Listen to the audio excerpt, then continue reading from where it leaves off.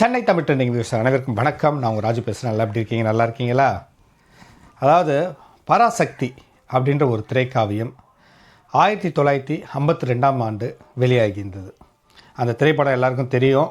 அந்த திரைப்படம் வந்து ஒரு மாபெரும் வெற்றி பெற்ற திரைப்படம். சமூக அக்கறை கொண்ட ஒரு கதையம்சக்குள்ள ஒரு படம். அதே 1950இல் மருதநாட்டி இளவரசி அப்படின்ற ஒரு திரைப்படமும் வெளியாகிருந்தது. வெற்றி திரைப்படம். அதாவது இந்த பராசக்தி திரைப்படத்துக்கும் மருதநாட்டு இளவரசி அந்த திரைப்படத்துக்கும் வசனகர்த்தா எழுத்தாளர் ஒருத்தர் தான். அது யாருன்னு நான் சொல்லணும் அவசியம் இல்லை, பார்க்குறவங்களுக்கு எல்லாருக்கும் தெரிஞ்சிருக்கும். அந்த ரெண்டு படத்துக்கும் ஒரு ஒற்றுமை என்னன்னு பார்த்தீங்கன்னா, ரெண்டு படத்துலேயும் கிளைமேக்ஸ் காட்சி ரெண்டுமே வந்து ஒரு ஒற்றுமை இருக்கும். ரெண்டு படத்துக்குமே ஒரு ஒற்றுமை இருக்கும். காளி கோயில், நீதிமன்றம், இல்லை சில காட்சிகள் வந்து ரெண்டுமே ஒற்றுமையாக இருக்கும். இதில் ஒரு வேடிக்கை என்னென்னு பார்த்தீங்கன்னா, இப்போது ரிலீஸ் ஆகியிருந்த பராசக்தி திரைப்படத்துக்கு நிறைய எதிர்ப்புகள் இருந்தது. அது யார் மூலிமான்னு பார்த்தீங்கன்னா, இதே காங்கிரஸ் மூலிமா தாங்க. காங்கிரஸ் மூலிமாக எதிர்ப்புகள் வந்து பிறகு தடை செய்யப்பட்டது. அந்த திரைப்படம் 1968 ஏப்ரல் மாதம்தான் அந்த திரைப்படம் வெளியே வந்ததுங்க. அது வரைக்கும் அந்த பராசக்தி படத்துக்கு வந்து மிகப்பெரிய பிரச்சனைகள் வந்திருந்தது. என்னடா இது, நீ ஒரு புது கதை சொல்கிற அப்படின்னு நினைப்பீங்க. சில பேர் விஷயம் தெரிஞ்சவங்க, ஆமாம் இது அப்போ நடந்த விஷயந்தான் அப்படின்றத நீங்கள் நினைவு கூறலாம். சில பேர் பார்வைக்கு நான் அதோடைய ஆதாரத்தை இப்போ நான் வந்து கிளிப்பிங்கில் போடுறேன், பார்த்துக்கலாம்.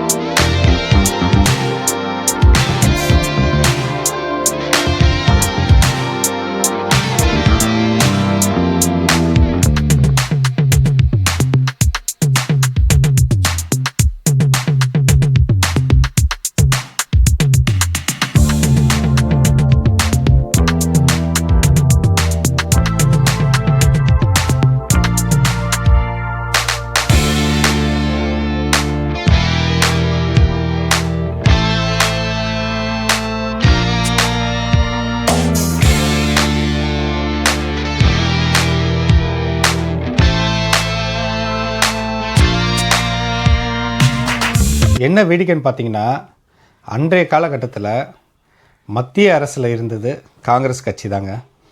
அவங்க அப்போது திரைப்படத்துக்கு அவ்வளோ பிரச்சனைகள், இந்த சென்சார் ப்ராப்ளம் வருது இல்லையா ஜனநாயகத்துக்கு, அந்த மாதிரி அப்போவே வந்து நிறைய பிரச்சனைகளை உருவாக்குனது பார்த்திங்கன்னா யாருன்னா காங்கிரஸ் கட்சி தான். அது மட்டும் இல்லைங்க, இந்தி திரைப்படத்தில் வர காட்சிகள் தமிழ் திரைப்படத்தில் இடம்பெற்றிருந்தால் அந்த தமிழ் படத்தில் அந்த காட்சியை வந்து கத்திரிக்கப்படும்.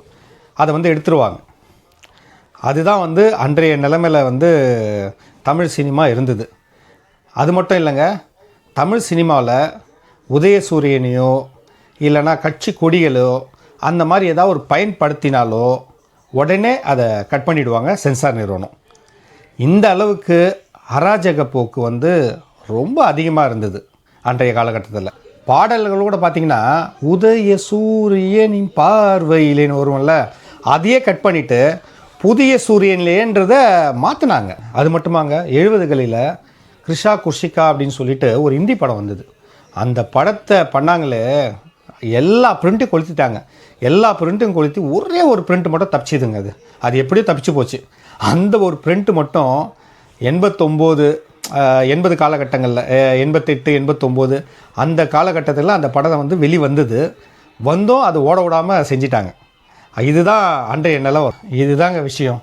அதாவது 60களில் காங்கிரஸ் கட்சி இவ்வளோ அராஜகம் பண்ணிவிட்டு இப்போது ஜனநாயகம் திரைப்படத்துக்கு பாஜக வந்து கையில் எடுத்துக்கிச்சு, கண்ட்ரோல் பண்ணிட்டாங்க சென்சார் நிறுவனத்தை அப்படின்ட்டு இப்போ காங்கிரஸ் கட்சி வந்து பாஜக மேலே பழிய போடுறாங்க. இப்படி தான் உறவை காத்த கிளி என்ற ஒரு திரைப்படம் வந்து வந்திருந்தது. அந்த திரைப்படத்தில் புரட்சி தலைவர் தான் தணிக்கை குழுவிடம், அதாவது சென்சார் நிறுவனமிடம் சொல்லி சில காட்சிகளை கத்தரித்து விட்டார் அப்படின்னு சொல்லி ஒரு வதந்தி பரவியது. ஆனால் அந்த தணிக்கை குழு அப்போது இருந்த காங்கிரஸ் தான் கையில் எடுத்து அதை அராஜக போக்கை பயன்படுத்தி கொண்டிருந்தார். அது எதற்காக இந்த பதிவு அப்படின்னு பார்த்தீங்கன்னா, இந்த காங்கிரஸ் கட்சி அப்போ அராஜக போக்கை பயன்படுத்திட்டு இப்போது பாஜக தான் வந்து சென்சார் நிறுவனம் அதை வந்து கையில் எடுத்துக்கிட்டு இவங்க வந்து அராஜக போக்கை பயன்படுத்துகிறாங்க அப்படின்னு சொல்லிட்டு குற்றம் சாட்டுவது கேலி கூத்தான ஒரு விஷயம் இது. ஏன்னா வந்து இதே காங்கிரஸ் தான் என்னென்னலாம் பண்ணாங்க அப்படின்றத இப்போ நான் விளக்கமாக சொல்லிட்டேன். 60 காலகட்டங்களில் 50 காலகட்டங்கள்லாம் என்னெல்லாம் பண்ணாங்க. ஏன்னா இவங்களுடைய மத்தியில் அமைஞ்சிருக்கிறது தான் இவங்களுடைய ஆட்சி தான். இவங்க இதே தான் கையில் எடுத்துக்கிட்டு இந்த மாதிரி ஒரு அராஜக போக்கை வந்து பயன்படுத்தினாங்க. இப்போ வந்து இவங்க வந்து பாஜக மேலே பழியை போட்டு சென்சார் நிறுவனம் வந்து இதுமாதிரி கையில் எடுத்துக்கிட்டு இந்த மாதிரி ஜனநாயகன் திரைப்படத்தை வெளிவிடாமல் தடுக்கிறாங்க அப்படின்ட்டு யார் சொல்கிறா? காங்கிரஸ் கட்சி சொல்கிறாங்க. இந்த வீடியோ வந்து அரசியல் சார்பற்றது, எந்த ஒரு கட்சியினரும் சாராமல் இந்த வீடியோவை நம்ம போட்டுட்ருக்கோம்.